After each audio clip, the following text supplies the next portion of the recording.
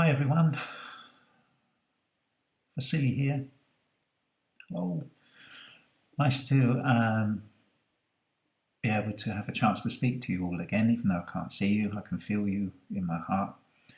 I thought I'd just do a couple of short videos, this being the first one for you, just to say hello and to speak about something I want to speak about to you all. If you're interested, of course, I hope you are. I'm not going to talk about what's going on because I know that for however long it's been going on for, everybody is watching news and filling themselves up with the news every day, and that's going to go on and on and on, and I don't want to talk about that. We all know what's going on in the world. But I do want to talk about how we're coping and what we're doing with it, right? And this time that we have, at home, and how we're trying to cope with it and those sort of things. Okay, so first of all, we've got different categories of how we've ended up in this situation. Some of us are with families and we're with each other, which is great, and that's fantastic. And some of you are on your own, like me. But I'm not looking for sympathy. Okay, I'm making the most of the opportunity, because everybody is in my heart, and and that's the most important thing, is that we have people in our heart and we keep them in our heart. Okay, so being in a confined space with people that you don't normally spend all that time with, wow, what does that feel like? It must feel that it's living and being with somebody that you're learning about now. You're beginning to find out some stuff, and they're beginning to find out some things about you as well. Because every day, we're changing, and a while back I talked about the ripple effect, but this is in a more confined space, and it's going on that we change from day to day because we're affected by the situation, about everything that goes on, and it's evolving all the time. But in this kind of time, especially I've had plenty of time to think, and I am a person that does spend time thinking of things and meditating on them. And I realized that for this time I talk about myself, all right? That's the best way I can do it.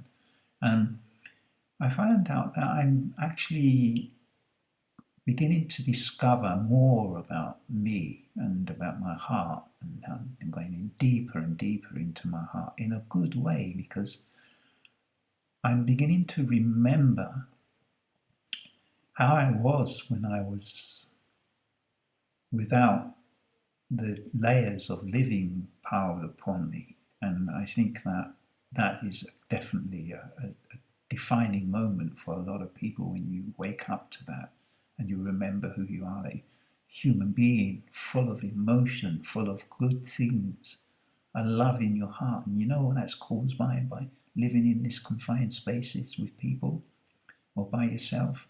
It's a challenge to express yourself.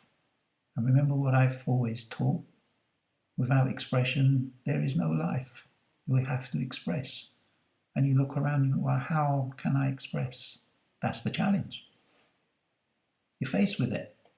You either express to each other, or you maybe want to sit down on the sofa and watch TV all the time, or you start to work at expressing yourself. And that's the really, really important thing. Train, always, okay? You need exercise. Sitting at home, eating food, and just doing nothing is not healthy for your body or your mind, okay? We have to eat, pardon me, and we have to, at the same time, we've got to exercise. So we train. We do lots of things. We can, learn something, do something, take up something. There's plenty of time to learn and master something that you've always wanted to do, and now you can do it. Okay? So that's the most important thing.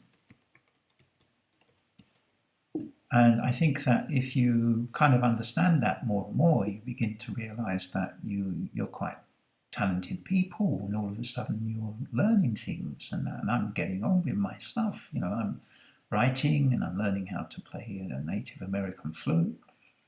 I'm not going to tell you how good I am because I've already had 4 lessons, but I think that is important. But the real thing now is this, okay? In this time of learning and being on our own or being with people, this uncovering our true nature, and the reason why it makes you feel so good is that our true nature is actually to be connected to the Creator in a way that we can feel it, but we feel the real thing, okay? Not one we make up by saying words that makes us feel good, just, because somebody else wants to hear it or because it's the right thing to do, but to actually feel her in your heart. It's a wonderful, beautiful feeling. The earth is healing. It's beautiful. Fresh air, birds, so many birds around. I've never seen so many before. All the time, everywhere I go, they're just there, and the energy is just amazing. And never has there been a greater opportunity than now, and to make this connection something worthwhile and meaningful, to trying to understand what this connection is. It's a great lesson. It's a great challenge. It's something that you should take up. Do you have to get on bended knee? No. You have to get on the floor and lie down with your face on the floor? No. What you have to do is do what I suggested and do what a lot of people are doing, which is to chant and then sit quietly and listen to nature. She is talking so loud, so strongly to everybody and everything. If only you take the time to listen. It's a language which none of us, or most of us, are not aware of because we don't take that time to sit and listen. When we meditate or sit still, our heads are filled with everything. All that stuff has gone. If you've got problems with people that you're living with and everything else, and you've held grudges and you've had arguments, those things mean nothing now. Absolutely nothing. They are in the past, and that past is going to be a past of history. It has no bearing on what you're doing now and where we're all going together on this journey. Let it go. Open the window and let it go. And free your heart and open up to this new experience of this change.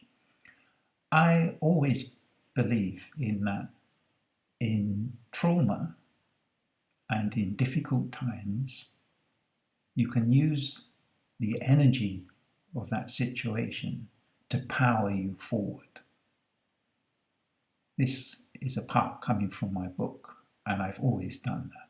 And it's a powerful teaching to understand this. So don't waste your time. Don't sit there holding on the past. Get on and connect. Make this connection something special and let her come into your heart. You're going to have to do it anyway, whether you do it now or you do it later. But if you do it later, it won't be the same. Take the opportunity, work with it, and all you have to do is a little bit of chanting and a prayer if you want to, and sit quietly for 5 minutes and listen to nature. Listen to what is going on. And before some of you say, come, a small veranda, an open window, sitting inside, go into the garden, there's no excuse. Absolutely no excuse. She'll hear you from anywhere. And nature penetrates everything. The thickest of walls, the highest buildings, or even the deepest ones. Her light shines everywhere.